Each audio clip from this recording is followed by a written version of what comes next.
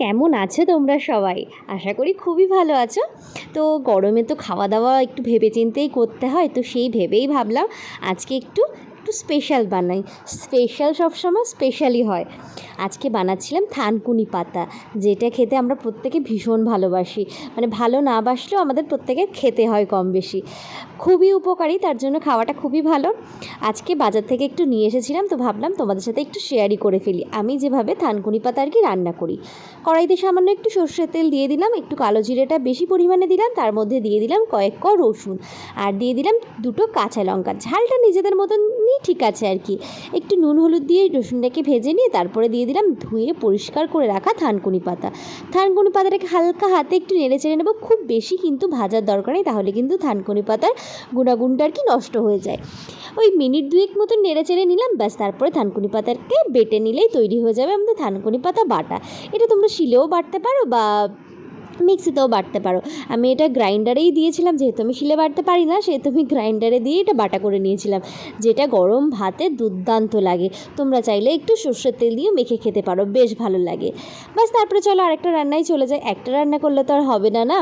নিয়ে নিলাম কিছুটা পরিমাণ সাদা সর্ষে, আর নিয়ে নিলাম কিছুটা পরিমাণ কালো সর্ষে, আর তারপরে নিয়ে নিলাম কিছুটা পরিমাণ জিরে।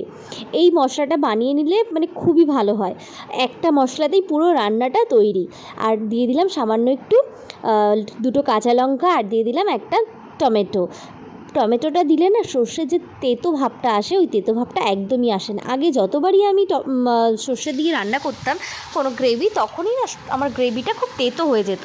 আমি ভাবতাম কি করা যায়, এত তেতো হয়ে যায় কেন? তো তারপরে আমি এটা ট্রাই করলাম টমেটো দিয়ে সর্ষের কোনো গ্রেভি বানানোর।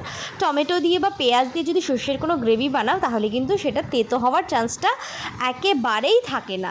এটা তোমরা কিন্তু একবার ট্রাই করতে পারো। এখানে আমি পার্শে মাছ নিয়েছিলাম, বেশ ভালো সাইজেরই পার্শে মাছগুলো ছিল। পার্শে মাছগুলোকে এদিক ওদিক ভালোভাবে একটু ভেজে নিলাম। ভাজাটা নিজেদের পছন্দের মতো সর্ষে দিয়ে অনেকে একদম কম ভাজাও পছন্দ করে, কিন্তু আমরা যেহেতু একদম কম ভাজা মাছ পছন্দ করি না, সেহেতু একটু ভালো করেই ভেজে নিলাম। কড়াইতে সামান্য একটু কালো জিরে, একটা কাঁচা লঙ্কা ফোড়ন দিয়ে দিলাম, তারপরে যে মশলাটা করে রেখেছিলাম সেই মশলাটা দিয়ে দিলাম, আর তার সাথে একটু সামান্য জল দিয়ে দিলাম স্বাদ মতো নুন, সামান্য একটু হলুদ গুঁড়ো। তোমরা চাইলে কিন্তু এই রান্নাটা আলাদা আলাদাভাবে পেস্ট করেও করতে পারো, মানে টমেটো আলাদা পেস্ট করতে পারো বা সর্ষেগুলো আলাদা আলাদা পেস্ট করতে পারো, কিন্তু আমার কাছে এটা অনেক সহজ মনে হয় এবং অনেক তাড়াতাড়ি রান্নাটা হয়ে যায়। মানে একটা মশলা করলেই পুরো রান্নাটা রেডি বলতে পারো, 10 মিনিটেই রান্নাটা হয়ে যায়। আর মশলাটা আমি কিন্তু ভালোভাবে কষে নিলাম, দেখেছো কি সুন্দর তেল বেরিয়েছিল, এবং ঝোল দেওয়ার পরে কিন্তু তেলটা বেশ ভালো বোঝা যাচ্ছে, আর ঝোলের রঙটাও বেশ ভালো এসেছে। ব্যাস এবার জলটা দিয়ে দিলাম, এবার বেশ কিছুক্ষণ ফুটিয়ে নিয়েছি। ঝোলটা কিন্তু যত বেশি ফুটবে তত বেশি টেস্টি হবে খেতে। এবার মাছগুলোকে দিয়ে দিলাম, মাছগুলোকে দিয়ে আরও একটু সময় আমি ভালোভাবে ফুটিয়ে নেব। মাছের মধ্যে এই সর্ষের যে ফ্লেভারটা ওটাও চলে যাবে, আর ওপর থেকে বেশ তেলটাও বেরোতে শুরু করবে।